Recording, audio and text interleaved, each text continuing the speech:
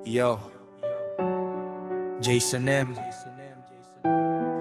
Para sa mga lalaking tahimik lang pero marunong ding masaktan. Listen. Yo. Ako ang lalaki pero ako ang sumusunod sa'yo. Okay lang ang lahat kahit ako'y ginaganito mo. Pag kayo'y umiinom ng mga kaibigan mo, ang saya-saya mo parang wala kang problema noon. Pero pag ako ang inayan nitong barkada, bigla kang nagagalit, parang may gerang dala. Bawal akong lumabas kahit sandali lang sana, pero ikaw kahit gabi na okay lang sa'yo, bahala na. Minsan iniisip ko unfair ang sitwasyon. Ako lagi nag-a-adjust para walang konfrontasyon. Kahit masakit, tinatago ko na lang lahat, kasi ayokong dumating tayo sa hiwalaan agad. Yo. Hindi ako takot, mahal lang kita, kaya ako sumusunod kahit minsan sobra na.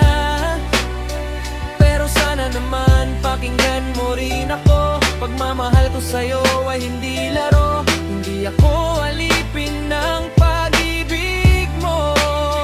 Tao rin akong nasasaktan sa totoo. Sana mag-isip ka, hindi puro tama ka. Sa pag napagod ako, baka mawala na.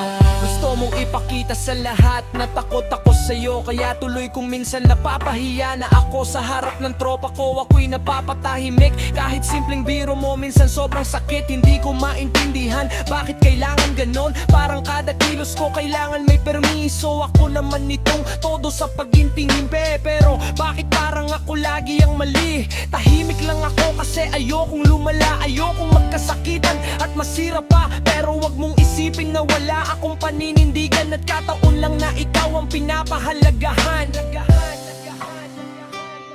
Yo.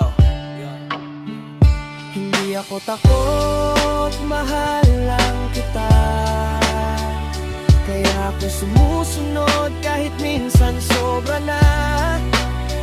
Pero sana naman pakinggan mo rin ako. Pagmamahal ko sa'yo ay hindi laro. Hindi ako alipin ng pag-ibig mo. Tao rin akong nasasaktan sa totoo. Sana mag-isip ka, hindi puro tama ka. Basta pag napagod ako, baka mawala na. Hindi ako takot, mahal lang kita, kaya ako sumusunod kahit mabigat na. Pero sana mag-isip ka rin kahit minsan. Hindi yung puro ikaw lang ang laging tama. Pagmamahal dapat may respeto at tiwala, hindi yung isa lang lagi ang nag-aalaga. Gusto ko lang naman ng tahimik na samahan, yung pareho tayong marunong umintindi sa nararamdaman. Kung mali ako, handa naman akong magbago, pero sana ikaw din marunong yumuko. Kasi ang relasyon hindi parang laban, dalawang pusong parehong lumalaban. Yo.